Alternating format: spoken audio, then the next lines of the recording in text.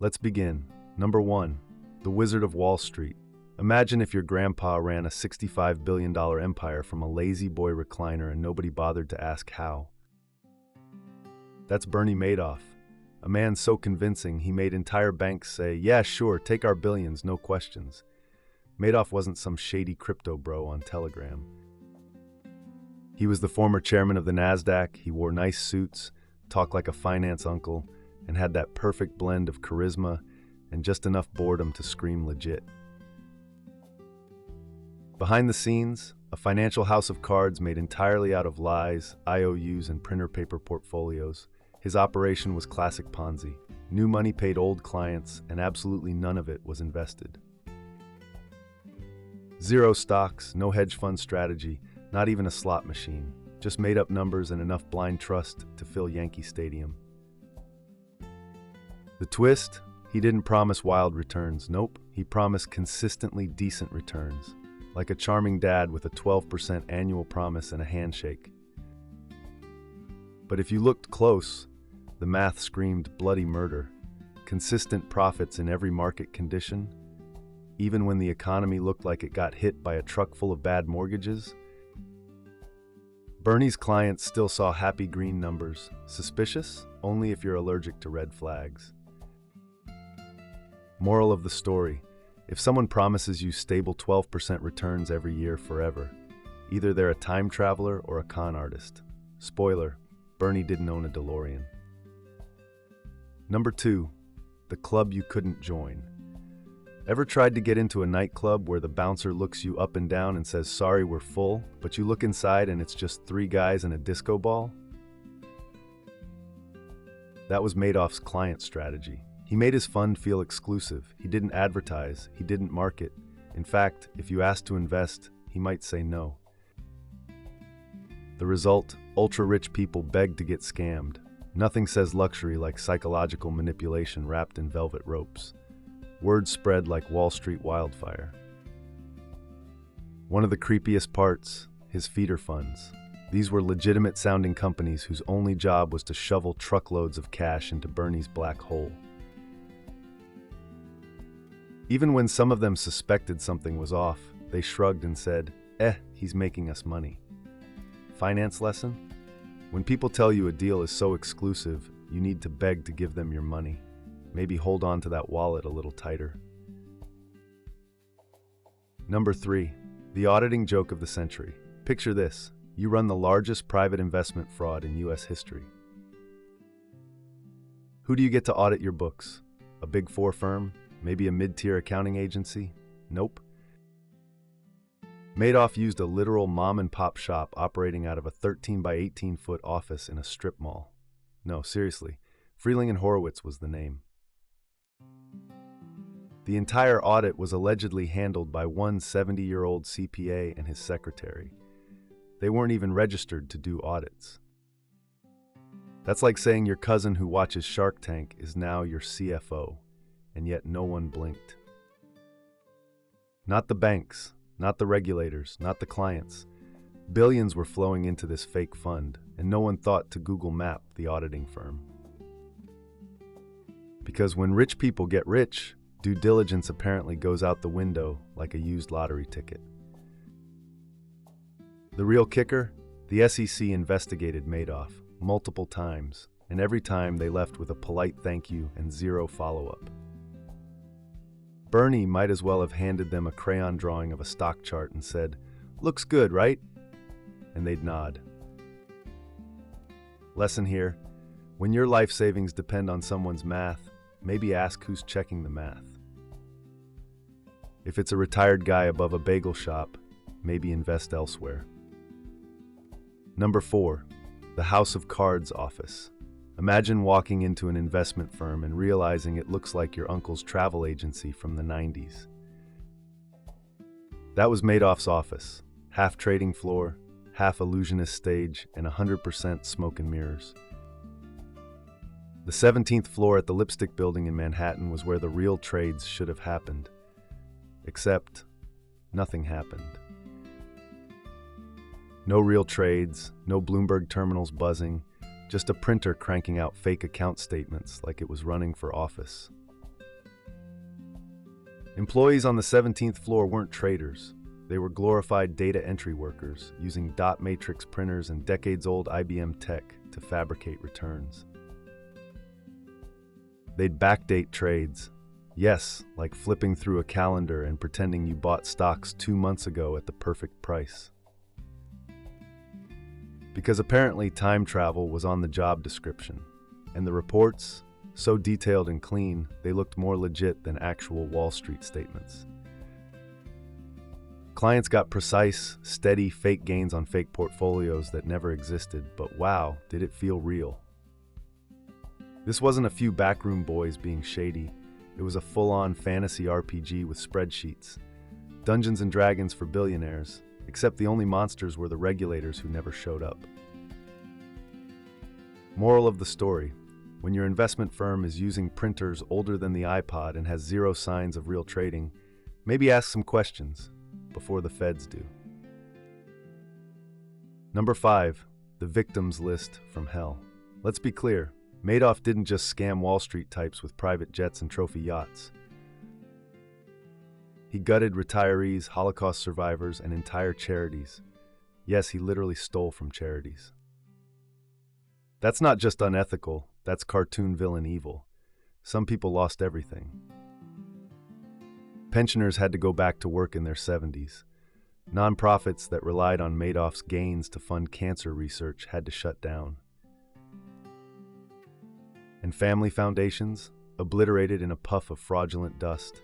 Even celebrities got hit. Kevin Bacon, Steven Spielberg, Elie Wiesel all burned. Spielberg lost money from his charity. Wiesel lost his entire personal fortune. Kevin Bacon lost 6 degrees of financial security. The biggest irony? The people who trusted him the most, his friends, his inner circle, other Jewish families from tight-knit communities, were often the ones hit hardest.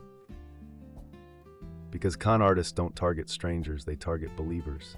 So yeah, this wasn't just a financial crime, it was emotional arson. Madoff didn't just ruin portfolios, he ruined lives, marriages, legacies, and still managed to wear a Rolex while doing it. Finance tip: if someone tells you your family while handling your money, run.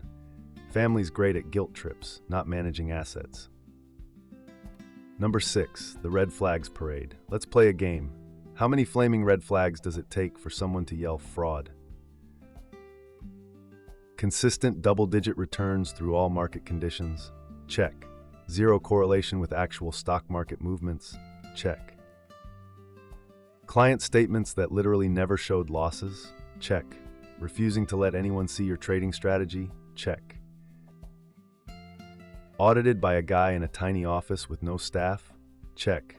It's like Madoff took the how to spot a Ponzi scheme checklist, printed it out, and used it as his business plan. And yet, despite dozens of warnings, it took until 2008 for it to collapse.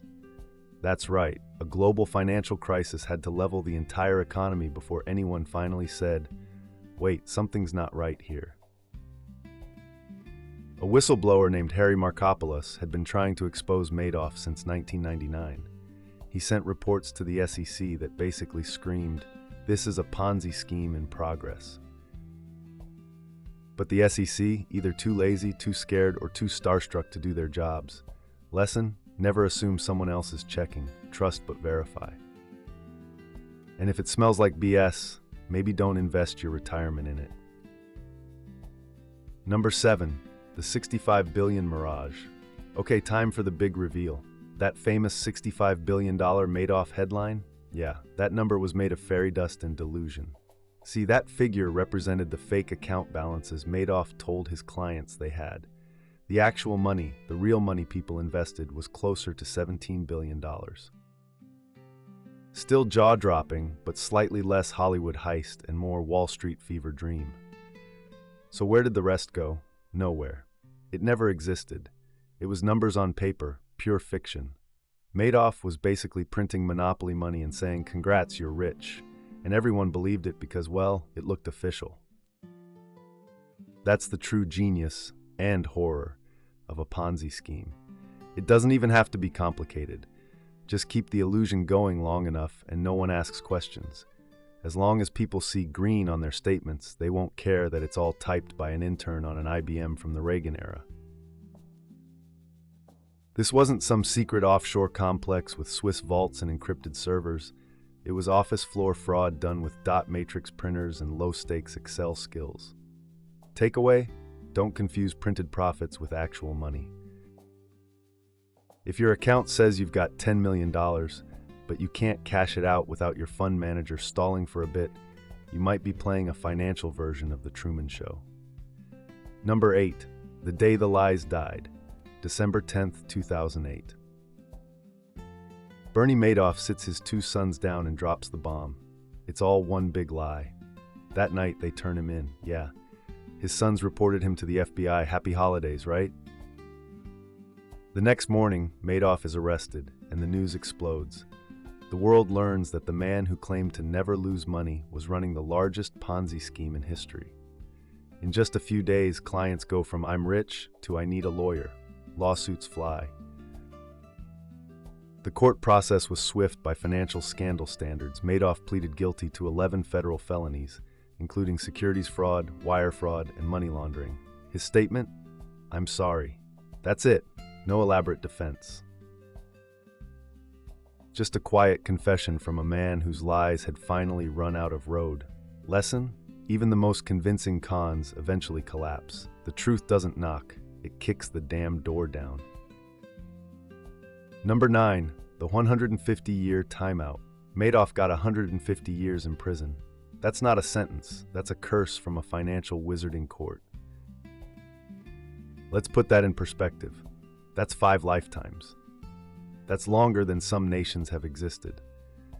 That's what happens when you scam Wall Street, Main Street, and Sesame Street in one go. The judge didn't hold back. Victims gave heartbreaking testimonies. One said they lost their entire family's savings, 4 generations wiped out. Another described having to sell their home and live in a car. By the time Madoff was sentenced, he wasn't just a fraudster. He was the face of financial betrayal. And prison? No penthouse suite. He ended up at the Federal Correctional Complex in North Carolina, reportedly spending his time doing mundane jobs, avoiding other inmates, and dealing with kidney disease until he died in 2021. So yeah, Madoff didn't get a poetic ending. He got concrete walls, bad food, and a legacy so toxic it made Enron look like a lemonade stand. If you're keeping score, crime may pay for a while, but eventually, karma shows up wearing a jumpsuit and carrying handcuffs. Number 10. The aftermath and the cleanup crew. So what happens after you nuke $65 billion in fake wealth? You call the cleanup guy. Enter Irving Picard, the court-appointed trustee whose job was to recover as much money as humanly possible from the financial equivalent of a dumpster fire. Picard didn't just knock on doors, he kicked them down, suing banks, feeder funds, hedge fund managers, even victims who had unknowingly profited from the scheme. So yeah, in Madoff world, getting your money back could mean you owe it now. The trustee clawed back over $14 billion. Not bad for someone cleaning up the largest scam in US history. But still nowhere close to the mythical $65 billion people thought they had. Meanwhile, the Madoff name? Ruined. His wife Ruth claimed ignorance and distanced herself. One son, Mark, tragically died by suicide on the 2nd anniversary of Bernie's arrest. The other, Andrew, died of cancer in 2014. The family became a symbol of how a single man's greed can torch generations. The finance world also had to eat some humble pie. Institutions started doing actual due diligence, well, sort of, and the SEC promised to get its act together. Spoiler, promised. Takeaway? Scams this big don't happen in a vacuum. They thrive in systems that don't ask questions, and people who really don't want the answers. Number 11. The financial horror story that never dies. Even years later, the Madoff saga is still a bedtime story for hedge fund managers who need to scare themselves into being ethical. Documentaries, books, podcasts, biopics, the story lives on because it has everything. Prestige, betrayal, greed, spreadsheets, and one man who turned the entire financial world into a sitcom with a horrifying series finale. Madoff became a cautionary tale so iconic you could practically hear him whispering from prison. It was just business. And that's what makes it worse. This wasn't some low-rent pyramid scheme or internet scam. It was elite fraud, designed to impress Ivy Leaguers, seduce billionaires, and blind regulators. He didn't offer wild riches. He offered safety, stability, consistency, and that, more than anything, was the hook. Madoff weaponized trust and used it like a crowbar on the vault door of human belief. So next time someone tells you they can protect your wealth, ask yourself, protect it from what? The market or the truth? Turns out the only thing more powerful than compound interest is unchecked delusion. Subscribe before your savings fall for the next Bernie with a business card.